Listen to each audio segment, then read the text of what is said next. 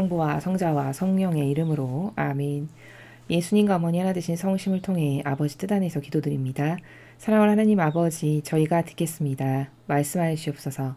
또한 아버지 뜻 계명을 지키자라는 이 운동에 모든 이들이, 특히 대한민국을 포함한 전 세계 아버지께 속한 모든 인류가 적극적으로 참여하여 어서 빨리 계명의 정신이 전 세계의 보편적 가치 기준의 절대값이 될 수 있도록 축복하여 주시옵소서. 또한 예수님과 어머니, 오늘도 두 분의 성심이 저희 안에도 그 아버지의 성심으로 가득 차서 아버지께 전부로 사랑을 드리고 영원성으로 사랑을 드리며 절대성으로 사랑을 드리는 저희가 될 수 있도록 축복하여 주시옵소서. 이 모든 기도 우리 주 예수 그리스도의 이름으로 기도드리나이다. 아멘. 성부와 성자와 성령의 이름으로 아멘. 안녕하십니까. 하늘의 뜻 선교의 피아수녀입니다. 오늘도 여러분들과 함께 성경 말씀 안에 담겨져 있는 신적 질서의 세계 함께 학습해 보시도록 하겠습니다.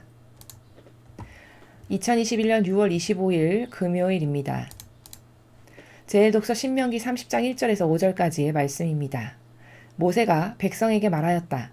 이 모든 말씀 곧 내가 너희 앞에 내놓은 축복과 저주가 너희 위에 내릴 때 주 너희 하느님께서 너희를 몰아내 버리신 모든 민족들 가운데에서 너희가 마음속으로 뉘우치고 주 너희 하느님께 돌아와서 내가 오늘 너희에게 명령하는 대로 너희와 너희의 아들들이 마음을 다하고 정신을 다하여 그분의 말씀을 들으면 주 너희 하느님께서 너희의 운명을 되돌려 주실 것이다.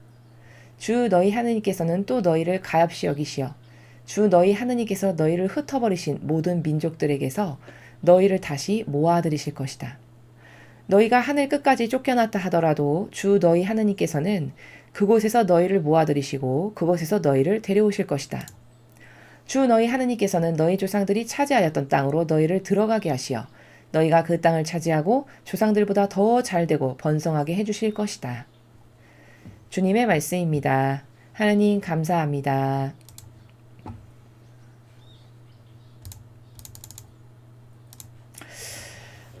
오늘 지금 이제 신명기에서 모세가 백성에게 그 아버지의 뜻을 전하는 그런 내용을 지금 여러분께서 함께 보셨는데요. 전체 내용은 이겁니다. 만약에 엇나갔다 하더라도 너희가 회개하고 진정성의 나라에서 뉘우쳐.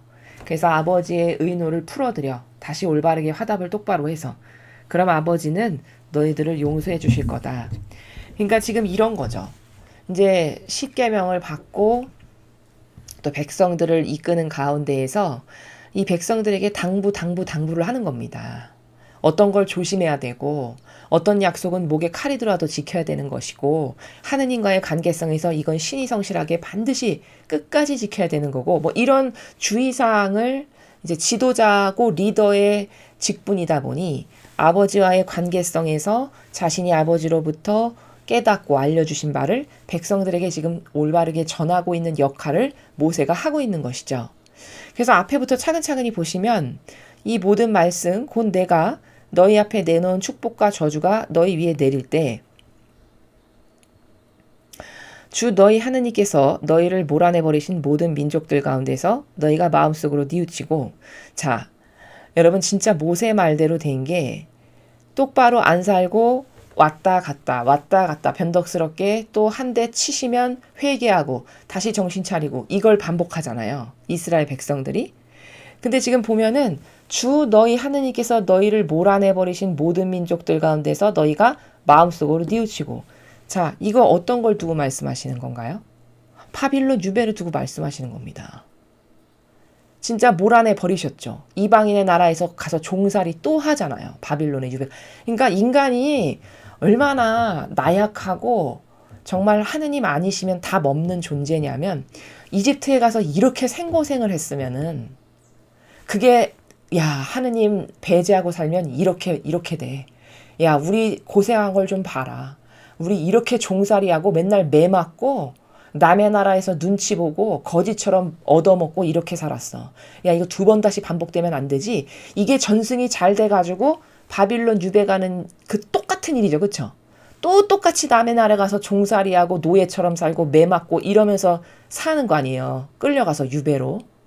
그럼 앞에 그렇게 생고생을 많이 했으면 똑같은 일을 반복하지 말아야 되는 게 이 뇌를 갖고 있는 지성이 있다면 인간이 그런 일을 안 해야 되겠죠. 상식적으로 우리가 생각해도 그렇잖아요. 근데 이스라엘을 보니까 그렇지가 않더라는 거예요. 문제는. 그럼 이게 이스라엘에만 국한돼 특별히 머리가 나쁘고 게을러서 그런 거냐? 여러분 이스라엘 유대인이 머리 엄청 좋은 거 아시죠? 그런 거 아닙니다. 이건 순전히 영의 작용이거든요. 이런 저주가 생겼다가 다시 축복을 받고 이런 기복은 다 무엇에 근거한 거냐면 영의 작용이에요. 내가 반향을 어떻게 하느냐, 내가 마귀랑 하나 됐냐, 성령 하나님과 하나 됐냐, 이런 영의 작용에 의해서 저주를 받기도 하고 축복을 받기도 하고 그런 거지. 똑똑해서 뭐 IQ가 높으니까 지력이 좋으니까 저런 일 없을 거야. 이거는 엄청난 착각이고요. 영의 세계가 뭔지를 모르는 겁니다. 사람은요, 제 아무리 똑똑해도요, 마귀가 이렇게 그 영혼을 뒤덮잖아요. 그러면 이 이스라엘 백성보다 더 심한 일을 얼마든지 할 수 있습니다. 그게 인간이라고 하는 존재적 가치, 존재의 한계예요. 그러니 내가 그런 마귀영에 사로잡히지 않도록 항상 조심하고 조심하고 또 조심하고 우리가 해야 될 건 이거거든요. 어떻게 하면 아버지께 더 잘 반향해서 거기서 빛에서 떨어져 나가지 않을까? 요거를 조심해야 되는 거거든요. 뭐 어떻게 누가 요렇게 했다니까 복 받았다더라. 누가 요 기도하니까 은총 받았다더라. 이거는 너무나도 인간적이고 너무나도 아버지를 모르는 거예요. 야, 묵주기도 천송이 하니까 저 집에 무슨 기적이 일어났대. 아, 그래? 나도 천송이 해봐야지. 축복과 은총과 저주 이런 거는 그렇게 뭐 남이 저하니까 따라하면 나도 될 거야. 이런 어떤 인간적인 저차원적인 수준의 나라에서 해결될 일들이 아니에요. 그거는 사람마다 각각 고유한 하느님과의 관계성이 있고요. 그런 고유한 관계성 가운데서 내가 어떻게 하느님을 기쁘게 해드리고 어떤 깊은 영적 관계를 맺느냐에 따라서 축복도 주실 수 있고 벌도 하실 수도 있고 저주를 받을 수도 있고 이런 것이지 그게 그런 데이터에 근거해서 뭐가 좌지우지되고 달라지는 이런 것이 아닙니다. 여기 이스라엘 백성을 보니까 참으로 기가 막힌 게 그렇게 이집트에 가서 고생을 했으면 똑같은 일이 다시는 안 일어날 거다라고 보편적으로 우리가 사고방식으로 생각하지만 아니에요. 바빌론의 유배를 또 가요. 그럼 또 마귀에게 사로잡혀서 마귀랑 하나 되고 살았다라는 증거잖아요. 그 마귀랑 하나 돼서 살고 역겨움과 모욕만을 들이다가 그게 차고 차니까 이제 컵에 물이 다 차면 쏟을 수밖에 없듯이 아, 안 되겠다. 정의를 너희가 불러들였어. 그 정의에 맞는 응징한 대가를 받아야 돼서 유배에 가는 거거든요. 근데 그렇게 유배에 갔어도 너희를 몰아내버리신 그 민족 가운데서 네가 마음속으로 진짜 뉘우치고 그렇죠? 또 너희 하느님께 돌아와서 내가 오늘 너희에게 명령하는 대로 너희와 너희의 아들들이 마음을 다하고 정신을 다하고 그분의 말씀을 들으면 즉 다시 똑바로 살고 회개하면 즉 바빌론에 유배 갔는데 다니엘과 친구들이 민족을 대신해서 회개하고 뉘우치는 또 갈망의 기도를 엄청 열심히 했죠. 올바르게 반향을 하고. 그런 올바른 갈망과 반향을 보시고 다시 그 백성을 이스라엘로 귀환할 수 있도록 의노를 푸시고 다시 자신들의 고향으로 돌아갈 수 있도록 해주시잖아요. 그러니까 모세의 말처럼 그대로 됐습니다. 근데 네가 그렇게 잘못을 해서 막 다른 민족에게 몰아내서 네가 또 종살이를 해. 그렇다고 해도 내가 오늘 너희들에게 준 아버지의 이 뜻, 아버지의 이 계명을 통한 올바른 뜻, 네가 다시 하느님께 마음과 정신을 다해서 1계명을 똑바로 지키고 아버지가 주신 계명대로 네가 다시 살아. 그렇게 되면 모든 운명을 다 아버지가 되돌려 주실 것이다. 이렇게 이야기하는 거죠. 그래서 진짜 되돌려 주신 걸 후대에 사는 우리는 확인을 하잖아요. 유배에 갔다가 3차에 걸쳐서 기한을 하잖아요. 그렇죠? 그렇게 됐다는 걸 우리는 확인하는 거죠. 이 당시에 사람들은 몰랐겠죠. 자, 그래서 또 가엾이 여기셔서 흩어버리신 민족들 가운데서 다시 모아들이실 것이다. 같은 나라에서 지금 계속 이야기하죠. 너희가 하늘 끝까지 쫓겨났다 하더라도 주 너희 하느님께서 그곳에서 너희를 모아들이시고 그곳에서 너희를 데려오실 거다. 그래서 진짜 3차에 걸쳐서 백성들이 돌아와가지고 이스라엘을 다시 재건을 하잖아요. 그 여기 앞에 말씀하신 것처럼 너희를 모아들이시고 너희를 데려오실 거다. 다 이루어졌죠. 실제적으로 이 예언이 사실이라는 걸 후대에 살아가는 우리는 확인을 하잖아요. 이 아버지의 말씀이 얼마나 사실이고 팩트인지를. 자, 그런 말씀이시고 주 너희 하나님께서는 너희 조상들이 차지하였던 땅으로 너희를 들어가게 하시어 너희가 그 땅을 차지하고 조상들보다 더 잘되고 번성하게 해주실 거다. 자, 그 땅을 차지한다는 건 어딜 말하는 거죠? 가나안 땅을 말하는 거죠. 그 땅을 다시 차지하게 하고 조상들보다 더 잘되고 더 번성하게 해주실 거다. 자, 이스라엘이 아직 번성하고 잘된 것을 우리는 못 봤어요. 왜? 망했으니까. 약 AD 70여 년경에. 그러니까 더 잘되고 번성하게 해주실 거다라는 거는 그 당시 관점으로 봤으면 망한 거니까 안 맞는 건데 지금으로 봐서는 다시 나라가 생겼죠. 그쵸? 어쨌든 간에 나라가 생겼잖아요. 생겼는데 그 생긴 나라에서도 더 번성하고 잘되게 해주신다라고 지금 아버지께서 말씀하셨으므로 앞으로 이스라엘이 어떻게 될지는 몰라요. 그러나 아버지께서 이렇게 예언을 하셨기 때문에 이거 아직 완성되지 않았지만 더 잘되고 번성하는 일이 아버지의 계획 안에는 있으시다라는 거예요. 이렇게 우리가 이 모세를 통해서 하느님 아버지께서 주신 이 말씀이 이루어졌음을 후대에 살아가는 우리는 확인을 했고 또 그것보다 더 중요한 신명기에서 발견해야 될 건 뭐냐. 아, 인간은 진짜 어리석다. 이렇게 지금 먼저 알려주죠. 다. 하느님이 하시는 일은요. 통상 다 알려주세요. 모세를 통해서 이렇게 다 알려주시잖아요. 너희가 이런 일이 있으면은 하나님을 이렇게 절대적으로 사랑하고 믿고 신뢰하고 이렇게 하면 너는 앞으로 잘 될 거고 번성할 거고 잘 살 거고 근데 만약에 너가 하나님을 배반해 그러면 그때가 되면은 너를 땅끝까지 쫓겨냈다고 하더라도 절대 하나님에 대한 신뢰를 저버리지 말고 회개의 기도 뉘우치고 또 다시 잘못했습니다. 살려주십시오. 이것을 하면 너희를 다시 거두실 거다. 다 이렇게 미리 다 이야기를 했어요.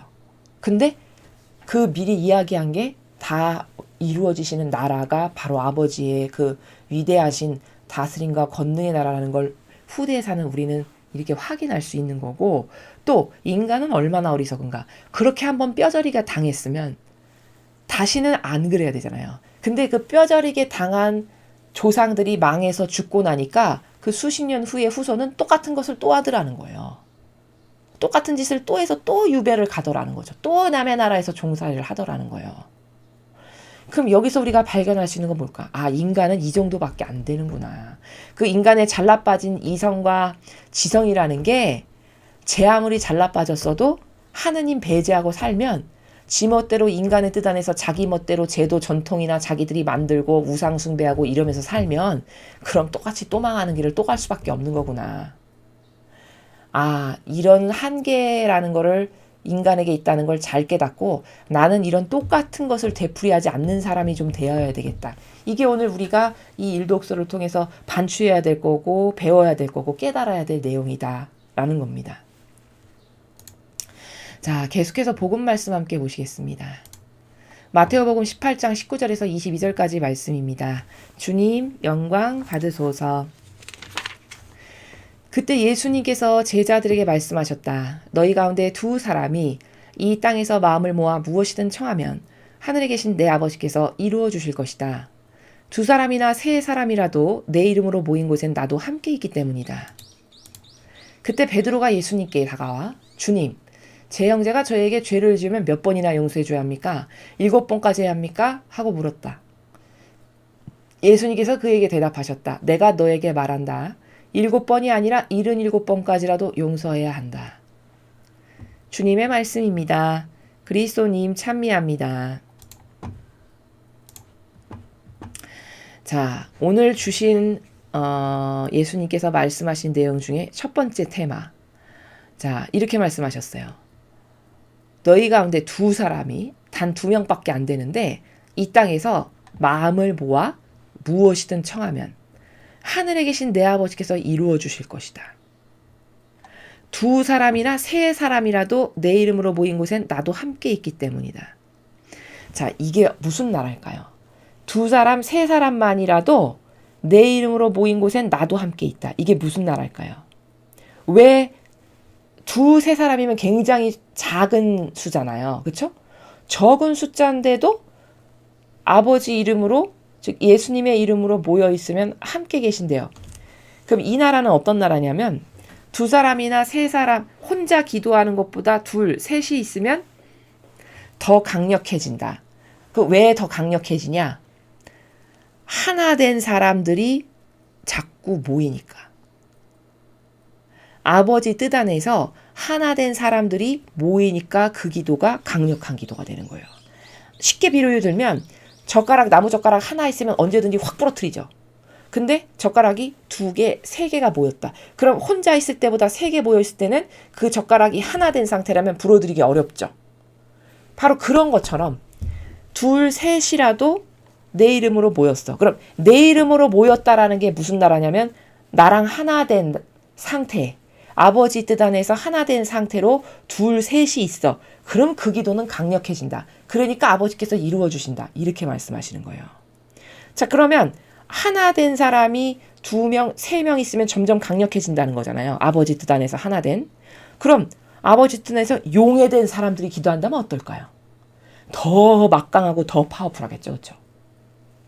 그러니까 이런 거예요. 예수님이 인류 구원을 위한 희생제물로 혼자 배상보속하셨잖아요. 그렇죠? 심지어 너무 힘드셔가지고 제자들 3명 데리고 겟세마니 계실 때 내가 너무 괴로우니 너희들도 여기서 좀 기도해라. 오죽하면 제자들에게 이 정도로 부탁을 하실 만큼 고통이 그 죄악으로 인한 쓴물이 확 밀려오실 때였어요. 근데 그나마도 제자들이 얼마나 나약했냐면 그렇게 부탁까지 하셨는데 그것마저도 들어드리지 못하고 쿨쿨 잤어요. 그럼 진짜 온전히 혼자 배상과 보속을 다 하신 거거든요. 근데 혼자 배상과 보속을 다 하셨는데 그게 어떻게 다 되나? 그 수많은 인류의 것을 안았는데 어떻게 그게 완벽한 배상과 보속이 되나? 아니, 머릿수대로 하자면 70억 명의 인구? 아니야. 시작부터 마침에 이르기니까 70억이 아니라 수백억, 수천억, 수조에 이르는 영혼의 죄겠죠. 그 죄를 혼자 끌어안으셨는데 완벽한 배상과 보속이 다 됐단 말이에요. 그럼 도대체 그게 어떻게 가능해? 그쵸? 그 원리가 바로 오늘 이 원리와도 일맥상통하는데 왜 가능한가? 하느님하고 완전히 용해된 상태이시기 때문에 완전히 용해되신 분이 배상과 보속을 하시니까 막강하고 파워풀한 거예요. 자기 뜻으로 살아가는 사람이 배상보속하는 것도 하느님은 기쁘게 받으시는데 완전히 용해된 사람이 아버지 뜻이 제 뜻입니다라고 해서 배상보속을 한다면 이건 완전 막강한 핵무기 파워풀한 거거든요. 그러니까 온전한 배상과 보속이 되시는 거거든요. 이게 마찬가지예요. 오늘 이 말씀도 내 이름으로 모인 곳에는 즉 아버지 뜻 안에서 아버지 뜻으로 너희가 하나 됐어. 그럼 2명, 3명 모여도 나는 거기 항상 함께 있고 그 기도는 막강하고 강력한 기도가 된다. 왜? 내 뜻 안에서 하나 된 사람들이 바치는 기도니까. 이런 거예요, 원리가. 그럼 용해된 사람이 바친다면 어떨까? 예수님처럼 아버지 뜻에 완전히 그럼 이건 완전 막강한 산 희생제물 혼자 하셨는데 배상보속 다 하신 것처럼 이렇게 되는 거예요. 원리가. 이해가 되시죠? 그러면 이게 제가 이름을 붙여보면 가중치 원리라고 이름을 붙여봤는데 이런 거죠. 만약에 절대성의 나라에서 기도한다. 절대성이라는 건 뭐죠? 올인하는 정신. 이거 하나에만 목적성 있어. 나머지는 다 필요 없어. 다 나의 관심사 아니야. 올인, 여기 올인, 이거 하나. 이게 절대성의 정신이에요. 어떤 영혼이 그런 절대성의 정신에서 배상보속하거나 희생을 한다. 엄청 막강하고 파워풀하겠죠. 그렇죠? 이렇게 가중치가 자꾸 붙는 거예요. 고결성이 입혀지면 입혀질수록. 그럼 이런 절대성으로 누가 기도하거나 혹은 불구하고 희생을 하는 이런 정신으로 누가 기도를 한다거나 혹은 하나 된 정도가 용의 차원까지 된 사람이 아버지 뜻 안에서 하나 돼서 용에 대해서 기도를 하거나 어떤 배상보속을 하거나 희생을 하거나 이러면 이거는 가중치가 이루 말할 수 없이 붙으면서 효용과 가치가 상상할 수 없게 창출되는 나라가 이런 거예요. 그러니까 똑같이 기도를 해도 어떤 사람의 기도는 효용과 가치가 먼지 같다면 어떤 사람이 바치는 기도는 천둥과도 같아지는 거죠. 예를 들자면. 그러니까 정신세계가 중요한 이유는 바로 이런 것들이에요. 똑같이 묵주기도를 일단했지만 예를 들면 이런 거죠.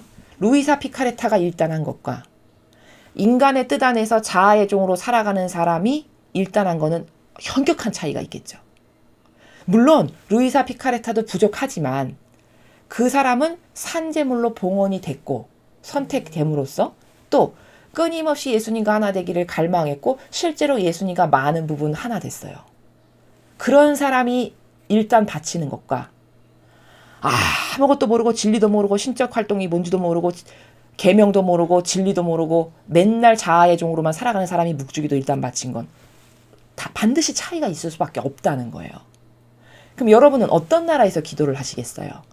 효용과 가치를 드높이는 게 이렇게 있는데 분명히 존재하는데 그쵸? 이래서 영적인 걸 배우는 거고 이래서 신적인 걸 알아야 되는 거고 이래서 똑같은 기도지만 효용과 가치가 극대화되는 기도는 뭔가? 그 완전히 나를 배제시켰을 때 하는 기도. 예를 들면 이런 거예요. 이런 고결성의 정도도 다 단계가 다 있는데 그 고결성의 단계가 어느 정도로 높아진 상태에서 기도를 하느냐에 따라서 예수님은 혼자 배상보속하셨는데 온 인류의 죄악을 다 배상보속이 되는 나라도 있다라는 거죠. 그럼 이렇게 차원이 천차만별이죠. 그 중에 하나를 지금 아버지께서 예수님을 통해서 제자들에게 말씀을 하시는 거죠. 얘들아, 기도라는 거는 내 이름으로 누군가가 하나 돼서 2명, 3명이 모였어. 근데 그들이 기도해. 그럼 나는 거기 반드시 같이 있고 그 기도는 아버지가 다 이루신다. 이게 도대체 무슨 나라인가? 이 나라를 시작으로 지금 확장시켜서 여러분에게 설명을 드렸습니다. 자, 그래서 1단락이 됐어요. 그러더니 갑자기 베드로가 뜬금없이 갑자기 주님, 제 형제가 저에게 죄를 지면 몇 번이나 용서해 줘야 됩니까? 7번까지 하면 됩니까? 이런 질문을 해요. 근데 베드로 사도를 보면은 이렇게 이게 특징인데 사람마다의 특징. 베드로 사도가 이렇게 동문서답하는 나라가 종종 있어요. 여기 말고 그리스도의 시를 봐도 그렇고 성경에서도 예수님 이렇게 잘 나가고 이쪽 동네 이야기하고 계신데 불쑥 딴 얘기하는 이런 나라가 종종 보여요. 베드로 사도에게. 그쵸? 이게 약간 베드로 사도의 아직 완성되지 않은 덜 닦인 면인데 아무튼 이제 갑자기 주님 제 형제가 저에게 죄를 지면 몇 번 용서해 줍니까? 7번 해주면 될까요? 이렇게 물어봤어요. 그랬더니 예수님께서 내가 너에게 말한다. 7번이 아니라 77번까지라도 용서해라. 이렇게 얘기하시죠. 자, 그러면 7이란 수는 영적으로 완전수거든요. 그러니까 완전수라는 건 뭐냐면 부족함이 없는 충만수예요. 영적으로. 그러니까 지금 7번 해주면 될까요? 이렇게 물어본 건 사실 무엇을 말한 거냐면 제가 7번 해주면 충분히 다 된 거겠죠. 7이라는 숫자 안에 담겨있는 그 신적 의미를 통해서 우리가 봤을 때 그렇게 이야기를 한 거죠. 베드로 사도는. 그랬더니 예수님께서는 아이고 야 7 가지고는 안 돼. 7이 한 번 더 붙은 77번까지라도 너는 용서해야 돼. 그럼 77번까지라고 하라는 건 무한히 하라는 말씀이시죠? 사실 본질의 나라에선 무한히 끝도 없이 한도 끝도 없이 하라는 말씀이시잖아요. 단 어떨 때? 잘못했다라고 상대가 용서를 빌 때. 잘못했다라고 나한테 와서 회개를 해. 뉘우쳐. 용서를 빌어. 그러면 얘 수억 번이라도 너는 용서해 줘야 된단다. 지금 이 나라를 말씀을 하시는 거예요. 용서에 관해서는 여기 말고 앞에 관련된 복음에서 어떤 게 온전한 용서인지 용서의 메커니즘에 대해서 말씀을 드렸었죠. 제가. 용서는 하느님만이 아시는 거다. 하느님께만 권한이 있다. 그러나 그 당사자가 나야.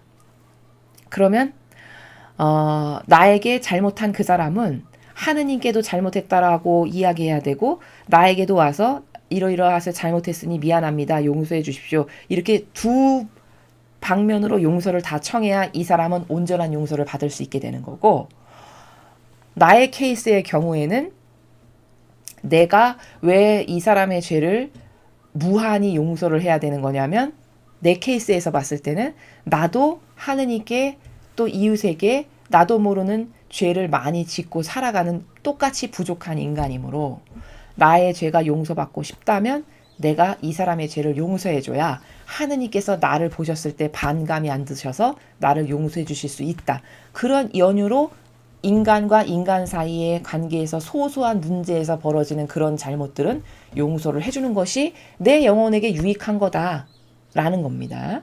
또 이런 것도 있어요. 용서의 측면에서는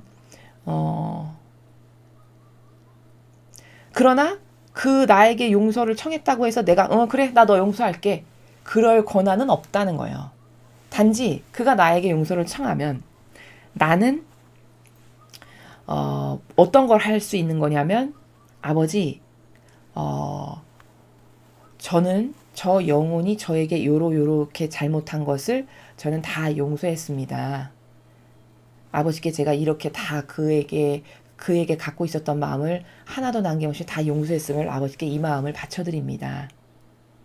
요렇게 하나님께 오히려 그 영혼을 대변해 드리는 이게 내 차원에서는 그 영혼을 용서했다라는 차원이지 인간이 내가 감히 그래 네가 나에게 그렇게 잘못했다라고 말하니까 내가 너 용서해 줄게 이거는 아니라는 거예요. 나에겐 그럴 권한이 없어요. 그 본질적 용서는 하느님께서 이 사람이 하느님께 올바르게 회개를 하면 아버지가 용서하실 일이고 내 입장에서 내가 할 수 있는 건 그가 나에게 회개를 하고 뉘우쳐서 다가오면 나는 그를 용서하고 내가 용서했다라고 하는 차원의 나라는 어떤 걸 말하는 거냐면 아버지 저 사람이 저에게 이렇게 잘못한 거 저도 용서합니다. 왜? 저도 죄인이니까요. 저의 이 마음을 아버지께 드립니다. 이게 내가 그를 용서했다라고 하는 차원에서 하는 것은 요범주예요. 그런 것이지 그 권한이 나에게 인간에게 있지 않아요. 이게 용서의 근원적이고 본질적인 나라라고 지난번에도 말씀을 드렸죠. 그거는 어떤 것에 근거해서 제가 이렇게 말씀을 드리는 거냐면 예수님께서 돌아가시기 직전에 그 창으로 찌른 병사 그 병사를 어떻게 용서하셨는가를 보면 거기 답이 다 나와요. 왜? 예수님만이 모범이시니까. 어떻게 하셨는가 보니까 자신을 창으로 찌른 병사를 아버지 저 영혼이 제가 누군지를 몰라서 저렇게 합니다. 저 영혼을 용서해 주세요. 하고 그를 대변해 주시더라는 거죠. 그 병사의 잘못을. 바로 그렇게 예수님께서 그 병사의 잘못을 대변해 주신 것은 이런 차원도 있어요. 그가 잘해서가 아니라 당연히 그건 잘못했죠. 신에게 그런 죄악을 저지른 거니까 잘못했어요. 그렇지만 예수님이 지금 대변해 주신다라는 어떤 거냐면 하느님께서 그 병사가 예수님을 박해하고 모욕하는 것을 보시고 굉장히 상처받으셨겠죠. 굉장히 마음 아프셨을 거 아니에요? 그러니까 그 아프신 마음을 이 영혼이 깨닫지 못해서 아버지의 마음을 아프시게 해드린 죄악을 내가 그 아버지의 아프신 마음을 위로해드리고 상처를 치유해드리는 나라에서 이 영혼을 대변해 주는 거예요. 그런 차원인 겁니다. 인간이 뭐 용서하네 안 하네 차원하고 완전 달라요. 그래서 그 영혼을 대신해서 대변해 드리는 것은 아버지가 모욕받으신 거, 아버지가 상처받으신 거. 왜? 예수님과 하나 되신 관계니까 예수님께 상처를 준 건 아버지께 상처를 드린 거잖아요. 그러니까 그 병사가 예수님께 어떤 것을 한 것은 어떤 죄악을 저지른 건 사실은 아버지께 죄악을 저지른 거거든요. 그러니까 예수님의 입장에서는 지금 뭐 하신 거냐면 예수님이 용서하셨다라고 하는 나라는 뭐냐면 그를 대변해 줌으로써 아버지께서 상처받으시고 모욕받으신 그것을 배상보속하고 위로해드리는 이게 바로 예수님 입장에서는 용서하신 나라. 그러나 그 병사를 실제적이고 직접적으로 용서하시는 분은 아버지. 이런 관계성, 신적 관계성을 우리가 그 파트에서 볼 수 있잖아요. 성경의 그 부분에서. 그 원리를 그대로 따다가 나도 그렇게 해야 된다는 거예요. 용서의 차원의 나라를. 이해가 되시죠? 그래서 앞에 다 설명드렸지만 복습하는 마음으로 다시 한번 말씀드렸습니다.